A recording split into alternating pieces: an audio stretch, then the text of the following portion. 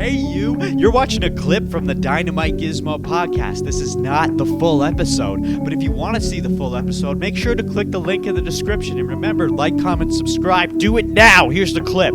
I am homie. Man, stay where you are. Stay where I am.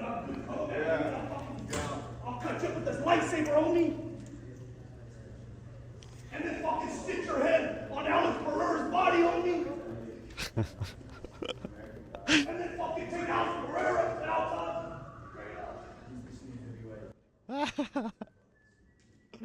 Ay, ay, ay, dude. Now, we're all aware, or maybe you're not aware of Josh Hokit. Hockett. Hokit? Hockett. I think it's Hockett. The Incredible Hawk. Yeah. Let's just look. I want to talk about his credentials here before we get into anything. So let's look him up. Josh Hokit. Okay? On paper, this guy seems like a well-endowed prospect. He's undefeated, 8-0. He's had 2 fights in the UFC already. They both have ended in round 1 knockout. And for both of them, we got an ad. For both of them, he won Performance of the Night bonuses. Okay? He won his Dana White Contender Series contract in August of 2025, August 19th to be exact, with a round 2 knockout. Okay? And before that, he was in LFA. He had 3 fights in LFA. They all ended in round 1 knockout. And then before that, he was in Bellator and won those 2 fights by submission. His first fight ever was a round 3 arm triangle choke. His second fight ever was a round 1 armbar in Bellator. So he was in Bellator, LFA, and now UFC, completely undefeated, 8-0. And after his second fight in the UFC, they're feeding him immediately to Curtis Blaydes, who is ranked number 5, if I'm not mistaken, in the UFC heavyweight division. We can take a good looky-loo here. Or is it 6? 5 or 6? It's 5. Okay?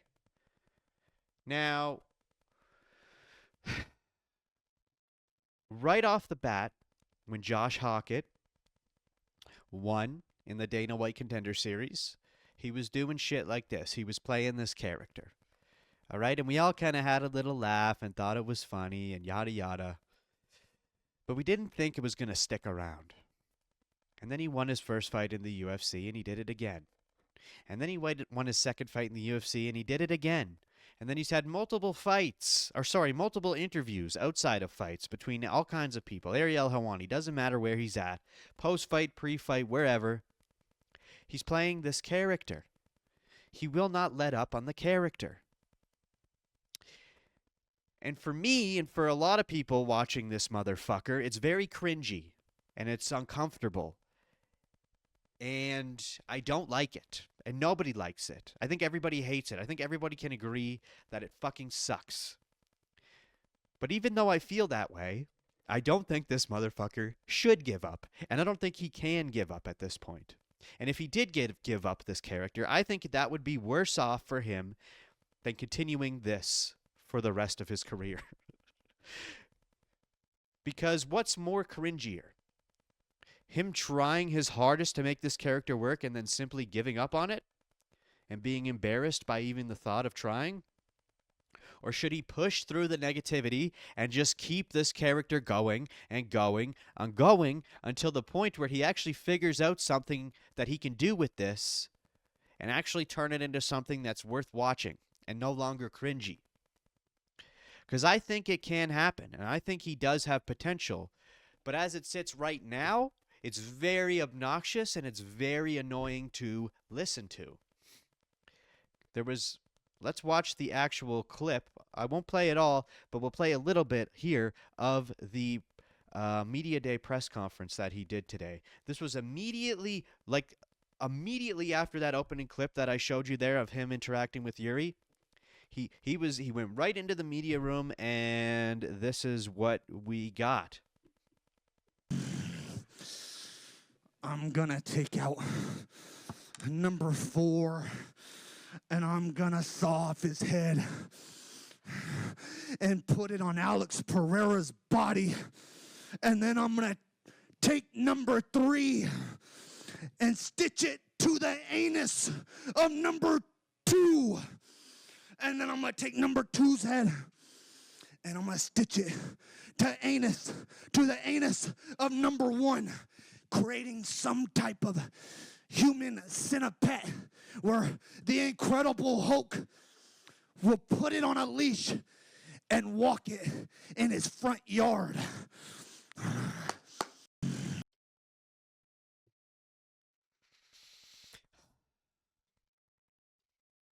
So I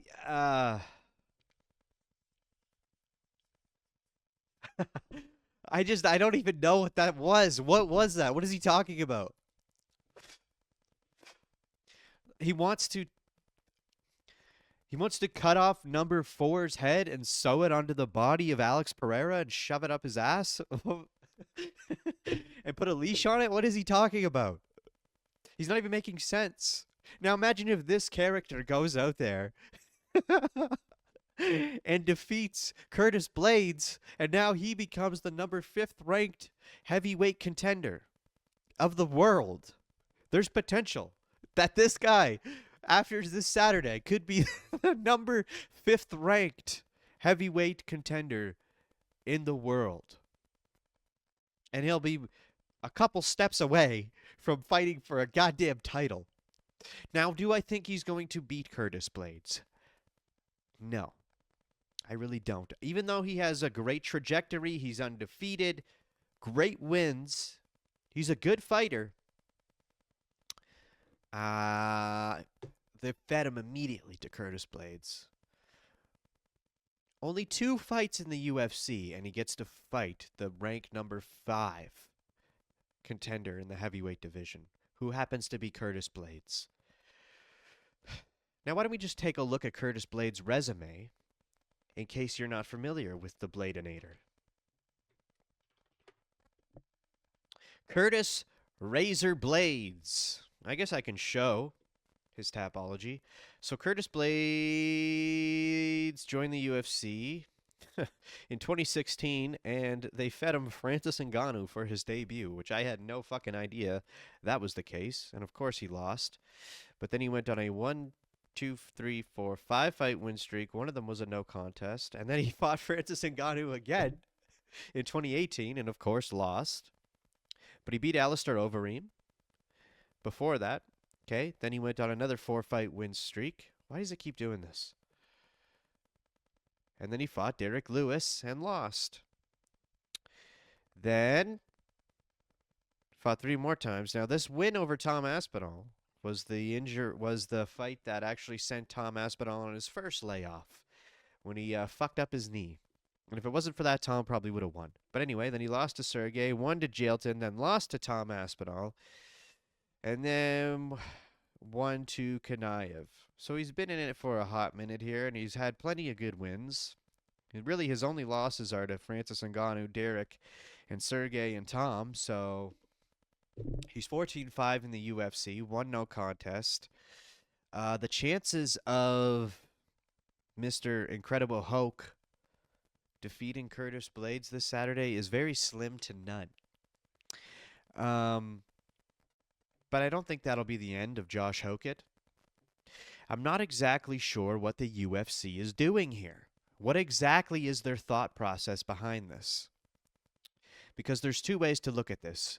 And I think if from what I'm thinking, if this is true what I'm thinking, it is very smart. If Josh Hokit goes out there and wins against Curtis Blaydes, that is an incredible feat, and it really shows you the dominance and the skill of this man, regardless of his goofy nature. And as I said, even though he has this goofy character, it can turn into something wonderful, and it can turn into something that people actually enjoy, and it can actually turn into something that will extend the audience outside of people who are already familiar with the UFC as is. He will draw more eyes to the sport if it turns into something good. And the only way it can turn into something good is if he continues to win. and dominate in the sport. If he continues to lose and play this character, then it's pointless. All right, but if he wins and plays this character, it will become something funny and something worth watching. We're just not there yet. And I got to give him props for the consistency of the character, which is what I was supposed to mention earlier on in the episode, and I didn't. But I'm mentioning it now. I am going to give him props for sticking to the character. Because imagine how fucking embarrassing it would be to hold that up every single time you're on camera. He has not been his normal self since Contender Series. I don't know before Contender Series. I haven't seen any footage of him. But since Contender Series and every fight that he's had, every interview, he has been this crazy motherfucker. So he has to keep it up at this point. And he is keeping it up. Put yourself in his shoes. If you tried this and you were getting the responses that you're getting at this point, would you be able to hold it together and keep going and keep going and keep pushing?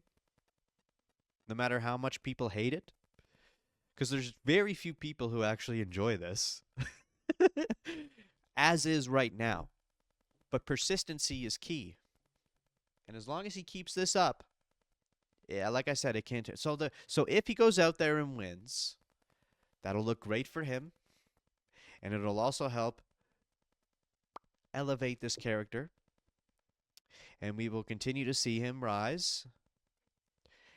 And the character will continue to build, and it will draw more attention, and people will become more used to it and expect it. And then it'll become a thing where we're like excited to watch Josh Hokit. But if he goes out there and loses, then we have a chance to kill this character. Okay? Because as it sits right now, nobody likes him and everybody thinks it's cringe. So we can either kill the cringe or we can turn it into something magical. That's what this fight really does.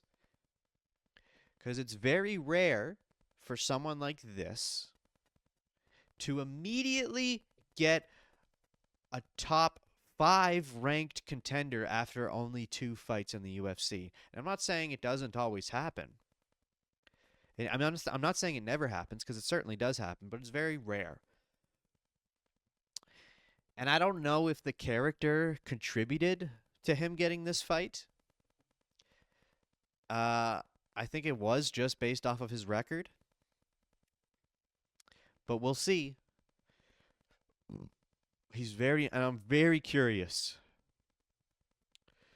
I'm very curious about the pre-fight press conference, which happens Friday?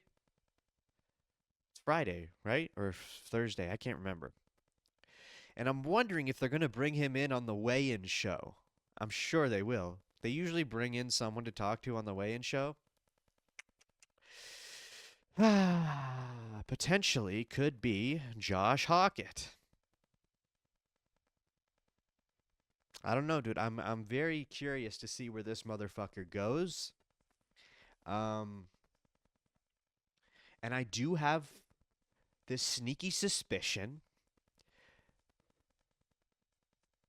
I have a sneaky suspicion that this character is going to become lovable and likable and funny. It's actually going to be funny one day. Right now, I hate it.